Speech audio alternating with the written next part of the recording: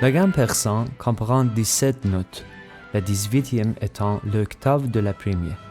Elle a donc 5 notes de plus que notre gamme, ce qui explique que la plupart des airs persans ne peuvent être joués ni sur nos instruments avant, ni sur le piano. They could only be faithfully rendered on the violin or other bowed instruments. And again, it would take an artist who knows in depth the different intervals existing between each of these 18 notes of the Persian scale. This is a part of the report that the French military bandmaster Monsieur Lemaire, the creator of the first Iranian national anthem, the song that you are listening to, wrote to Muzaffar Shah, the king of Qajar dynasty, in response to the king's request for providing the first transcription of the Persian dastgah system.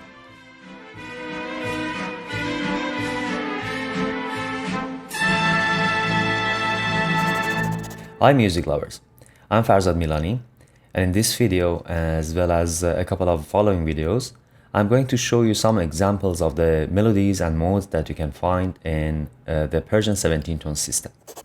In parentheses, I would like to thank you for your comments on my previous video. Many of you suggested nice adjectives such as superchromatic, polychromatic, ultrachromatic, hyperchromatic, quarterchromatic, exochromatic, etc. as an adjective to describe the Persian 17-tone system, which are very cool. So let's dive into the details.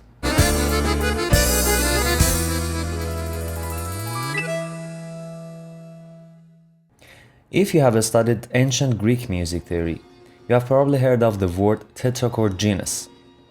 So tetrachord is a combination of 4 notes in such a way that the 2 framing notes make an interval of a perfect fourth. And a perfect fourth is the musical ratio of 4:3, which is equal to 498 cents. The word in Arabic and Persian texts is called zil arba. So what is genus? To describe a certain quality of the arrangement of the notes inside the tetrachord, the ancient Greek scholars use the word genus, which means type or kind. The word in Persian and Arabic text is called jins or jins. Each tetrachord genus has its own characteristic and taste. The equivalent of genus in Turkish music is called cheshni, a Persian word meaning spice. The plural word for genus is called genre in Greek, or ajnas in Arabic and Persian music writings. As I explained in the previous video, we need 2 tetrachord genre and a whole tone to complete the octave. If the whole tone is situated in the middle of the 2 tetrachords, the combination is called disjunct, and if not, it is called conjunct. The key note of the scale, which is usually located at the intersection of the 2 tetrachords in the middle of the octave, is called mese in ancient Greek music, the equivalent of which is called shahed in Persian dastgah music. As I mentioned before, we have 8 different tetrachord genre in Persian dastgah music. If you haven't seen that video yet, you can find it here.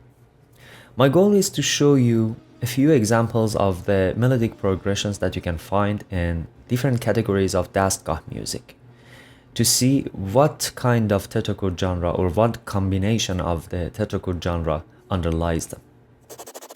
Before I proceed, a disclaimer here is that the repertoire and terminology that I use in my videos is based on the Persian contemporary dastgah music and not the old maqam system.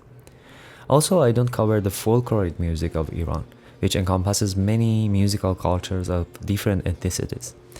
You might find similar melodies not only in Iranian folk, but also in today's Arabic, Turkish, Azerbaijani, and other types of music of maqam family, probably with different names and titles.